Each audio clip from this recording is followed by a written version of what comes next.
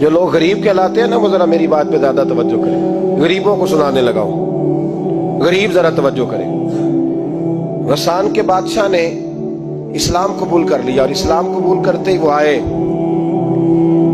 حج کرنے۔ حج کے بعد فارغ ہوئے تو ایک نفلی طواف کر رہا تھا غسان کا بادشاہ، شاہ غسان۔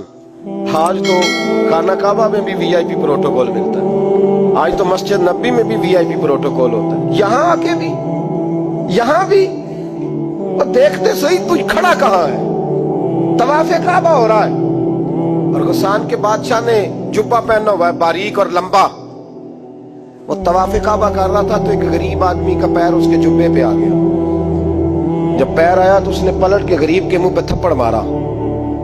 جب تھپڑ مارا تو اس غریب نے سیدنا فاروق اعظم کی عدالت میں مقدمہ کر دیا، کہا بادشاہ نے تھپڑ مارا ہے۔ حضرت عمر فاروق رضی اللہ تعالیٰ عنہ نے بادشاہ کو بلایا، فرمایا تو نے اس غریب کو مارا ہے؟ کہا جناب اس نے پیر رکھا تھا۔ تو فرمایا پیر رکھا تھا تو کیا ہو گیا؟ تو نے کیوں لمبا جبہ پہنا تھا؟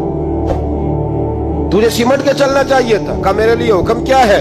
حضرت عمر کہنے لگے یہاں اسے رات میں راضی کر لے، ورنہ صبح اسی جگہ اسی کونے میں خانہ کعبہ کے سائے میں وہ غریب تیرے منہ پہ تھپڑ مارے گا اور تجھے تھپڑ کھانا پڑے گا۔ غریبوں سنو سنو، ساری رات وہ غسان کا بادشاہ غریب کی منت کرتا رہا تو راضی ہو جا۔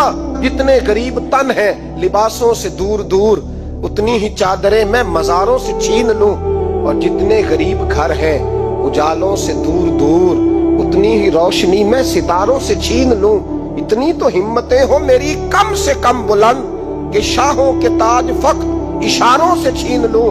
تمہاری زیادتی ہے، تم نے ظلم پروان چڑھایا ہے۔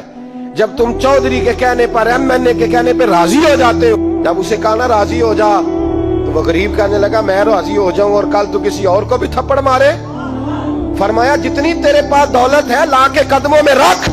ہم دولتوں کی پرواہ اس لیے نہیں کرتے کہ ہم نے محمد عربی کا چہرہ دیکھا ہوا ہے، اب میری نگاہوں میں جچتا نہیں کوئی، اس لیے کہ جیسے میرے محبوب ہے ویسا نہیں۔ ساری رات مناتا رہا۔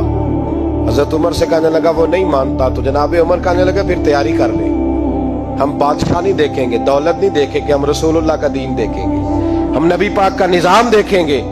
وہ بادشاہ رات کو دوڑ گیا، بھاگ گیا، جا کے عیسائی ہو گیا۔ لوگوں نے کہا اتنا قیمتی آدمی عمر نے ضائع کر دیا۔ فرمایا چپ کرو، میں نے کوئی چیز ضائع نہیں کی، میں نے تو اپنے رسول کا دین بچا لیا ہے، کوئی شے ضائع نہیں ہوا۔